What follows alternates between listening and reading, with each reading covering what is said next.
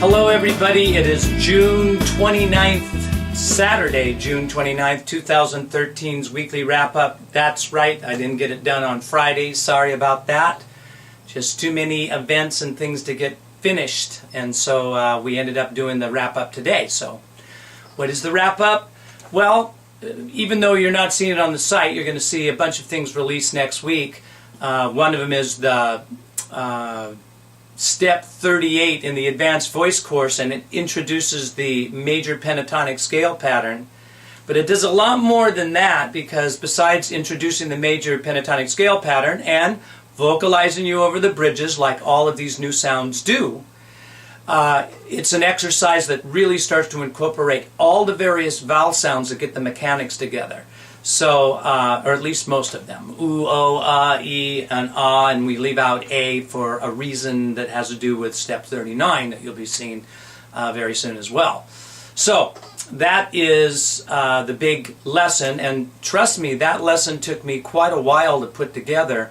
It's an important one because of all of the vowel sounds, and of course, internalizing the sound of a major pentatonic scale pattern, adding that to your arsenal of all of the other sounds that we've been working on. That means that up to this point, if you've been going through the Advanced Voice course, you have learned the minor pentatonic, the minor 13th arpeggio. You've learned the minor pentatonic scale pattern. You've learned all of the chords up to this point of major, major 7th, dominant 7th, minor 7, minor 7 flat 5, diminished 7th. And then we moved on to what we were doing prior to this major pentatonic scale that's coming out. We've been working on all notes stacked in thirds, which are the diminished arpeggios, and getting those sounds together. And now here we come with the major pentatonic scale pattern and all of the vowel practice as well. So it's a great exercise, and it's another jump in the Advanced Voice course of really pulling things together. So we're heading in the right direction on getting your ears and your voice simultaneously tuned up. Now, the musical tip of the week, well, you know, it's kind of a perfect segue from what I was just explaining, that in the Advanced Voice course now we're utilizing all the vowel sounds. Now, you know, those of you that have gone through the course, you realize all the vowel sounds were utilized in the Intermediate Voice course up to a point. And there was a great amount of building your ability to be strong through your bridge areas in the Intermediate Voice course. That was to prepare you for singing and vocalizing through all of these sounds that we're doing in the Advanced course. But now we're doing the sounds again in the Advanced course with even a stronger power, energy, and resonance, and that's what's going on there. Okay, with that said, it's a perfect segue to talk about the fact that every vowel sound has a different shape that's coming through the vocal tract, and a different handling of the air pressure is required. As I'm always saying, it's all about the air pressure. If you can handle the air pressure the right way, you're going to be golden no matter what it is that you sing, no matter what phrase it is that you sing. But when things don't match up, or when you don't think you like the sound of your tone, or things are, or you're jamming up, like we're always talking about, because it's not just about range anymore. Now it's about quality, and that quality has to do with the proper execution of air pressure to the proper shape of the particular vowel sound coming through the vocal tract. It always comes back to a very simple principle.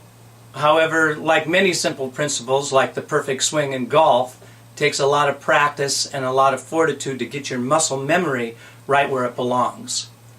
But that simple principle is that you don't have to abandon your speech principles for singing principles. Meaning that both speaking and singing is coming out of the same instrument. And the understanding of that, and to be conversational within your singing, will make you so much closer to communicating that truth that you want to communicate as a singer. Because it's not just about the technique. Of course, a great technique is fantastic, but you've heard those singers who just have nothing but technique, and there's still something that seems wrong about that. It seems like they can do all of these things, they can do all these gymnastics, but where's the communication, where's the heart? Well, that again comes from being locked into your true ability to communicate. The way I'm talking to you right now, I am communicating, I'm speaking. It doesn't matter if I'm trying to get my point across as I'm singing to you or as I try to get my point across as I'm speaking to you. But the important thing with singing is that as you're speaking, you have to get the air balance right. And that is why we are always practicing all these various exercises. Example, the pentatonic scale pattern that's coming up in step 38, as I mumble here. In step 38 is incorporating all of those vowel sounds at the same time we're incorporating the pentatonic major scale pattern. We're marrying two concepts, we're bringing them together. And as we do that and we get the balance right to each one of those shapes, we get better at what it is we do. That's the name of the game. Alright, so the tip of the week is simply vocalize to your vowel sounds through the various exercises that help you cross over your bridge points, get those shapes right, get the air energy right, match those two things up, air pressure versus consistency in the sound and shape of the particular vowel, and you will improve as a singer. See you guys next week.